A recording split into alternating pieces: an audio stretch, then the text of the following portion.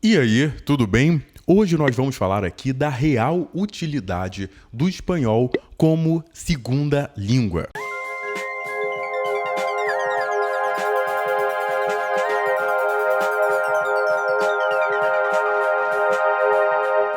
É muito interessante que já na época da escola eu via uma certa rivalidade entre o inglês e o espanhol. Então isso já começava entre os alunos. Alguns falavam, não, eu adoro inglês. Aí o cara adora inglês, aí escuta música em inglês, aquela coisa toda. Aí o outro fala, não, meu negócio é espanhol, porque não sei o quê. Aí já começa a ter uma rivalidade. Depois, já na fase adulta, eu comecei a reparar isso entre os próprios professores. Então, por exemplo, assim, é claro que para toda regra há exceção, mas na minha experiência, até onde eu observei, todos os professores de espanhol que eu conhecia até então, eles não falavam inglês. Aí eles faziam uma meia-culpa, não, eu quero aprender e tal, mas na prática o que você via não era bem isso. Né? Então sempre tem um pouco dessa rivalidade. O mesmo também eu via com os professores de inglês, e talvez até por eu ser principalmente professor de inglês, aí eu já via isso com uma flexibilidade, ou melhor, olhos e tal. Então pode fazer essa ressalva aí, porque eu, desde pequeno, sempre estive realmente mais do lado do inglês. É importante dizer que essa ideia do espanhol veio muito com essa ideia dos hermanos latinos, aqui da América do Sul, o Mercosul, com esse plano de união aí dos países e de fazer essa aliança. Foi aí que o espanhol veio para a escola, antigamente era o latim, francês. Então foi aí quando começou esse tipo de movimentação política. É muito interessante, porque se você reparar, historicamente existe sim muito vínculo entre a língua e a política. Um exemplo claríssimo disso são as reformas ortográficas que são colocadas aí em pauta com peso de lei. Com peso de lei não, são leis, elas são dispositivos jurídicos que vão se modificando, né? O que eu particularmente acho uma besteira. Eu acho que uma coisa é o mundo jurídico e outra é o mundo real, do idioma que nós falamos. Né? Então, existe essa rivalidade. O Brasil também é o único país que fala português. Basicamente, na América Latina, na América Central, nós falamos basicamente dois idiomas, né? Que é o português e o espanhol. Português aqui no Brasil e nas fronteiras tal, tem suas devidas exceções também. Você tem idiomas muito menores, como o Nhegantu, Tupi, idiomas assim que são indígenas, ou até outros idiomas, como na Guiana Francesa, mas com muito menor expressividade. O que realmente tem aí essa expressividade é o português e o espanhol. Né? Agora, claro que é ótimo você saber o espanhol, mas a questão aqui desse vídeo é qual a real utilidade disso. E eu devo dizer que se você observar nos eventos internacionais, ou no termo geral, a utilidade é muito limitada. Por quê?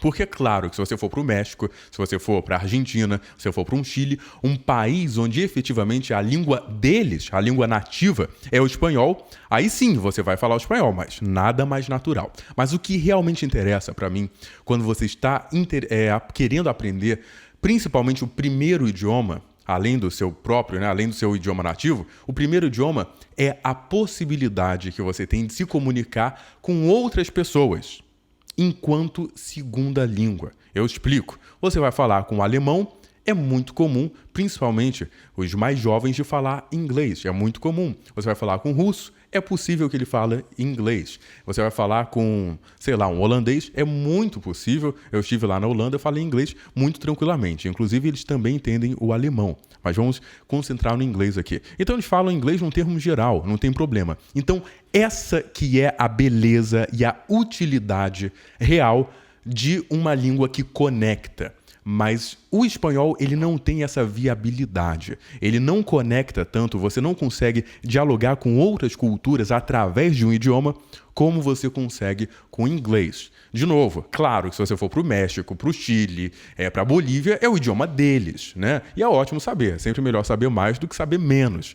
Mas se você tivesse que escolher um idioma para aprender, eu recomendo veementemente, eu realmente recomendo o inglês, porque ele é o idioma universal, ele é o idioma que é mais produzido literatura, tanto literatura online, offline, você tem muita produção cultural em inglês. Basta você colocar aí a Wikipédia em inglês, é enorme em comparação com todos os outros idiomas, né? Inclusive, a gente teve aí os eventos internacionais, como Olimpíadas, Rio+20, etc. Rio+20 já faz algum tempo, mas as Olimpíadas, Paralimpíadas e tudo, e o idioma que era mais viável e mais utilizado era o inglês. Inclusive, eu achei até estranho que eles falavam em francês o tempo todo no anúncio. O narrador falava o tempo todo em francês. Eu até coloquei alguma coisa assim no meu Facebook. Você pode entrar lá, que é Paulo Nidec, tem tanto o perfil pessoal quanto a fanpage. Aí você curte lá os dois, adiciona, segue.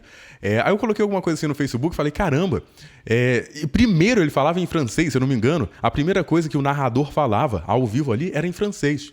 Aí eu coloquei lá, falei, nossa, mas no meu país, nas Olimpíadas aqui, onde o idioma é o português, o primeiro idioma a ser falado vai ser o francês? Eu achei isso um absurdo. Aí teve gente se achando muito inteligente, aí comentou, não, mas veja bem, mas o francês é o idioma oficial das Olimpíadas. Aí falou com aquela forma, assim, quase que um orgasmo de quem mostra que sabe realmente, né? Mas isso é uma besteira, né?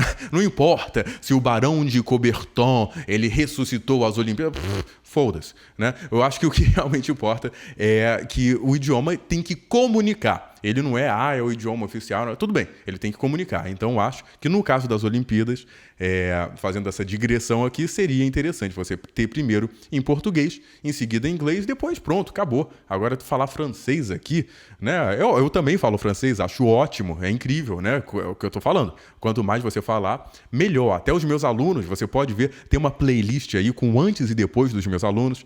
É uma coisa que eu recomendo aos meus alunos, é depois do cara conseguir se comunicar bem em inglês, ele passar para o francês, por conta das similaridades. Um dos grandes segredos, o que eu sempre falo, assim, eu acho muito importante, é você saber relacionar os idiomas. Isso, para nós brasileiros, é uma grande vantagem. Por quê? Porque o português, ele tem aí muita similaridade com o espanhol. Então, não é difícil de aprender, ou não é difícil de, no mínimo, você entender. Mas, se você tivesse que escolher um idioma para aprender e focar, além do nosso, que é o português, eu realmente recomendo o inglês, e eu acho que o espanhol ele nem está mais tão em voga assim no sentido de segundo idioma. E só se você observar bem você vai ver que ele não é tão relevante assim. De novo, se você quiser aprender, God bless you, fantástico. Mas se você tivesse que escolher um só, eu recomendo o inglês e aí depois o que você quiser. Muito obrigado por assistir, meu nome é Paulo Nidec e até a próxima.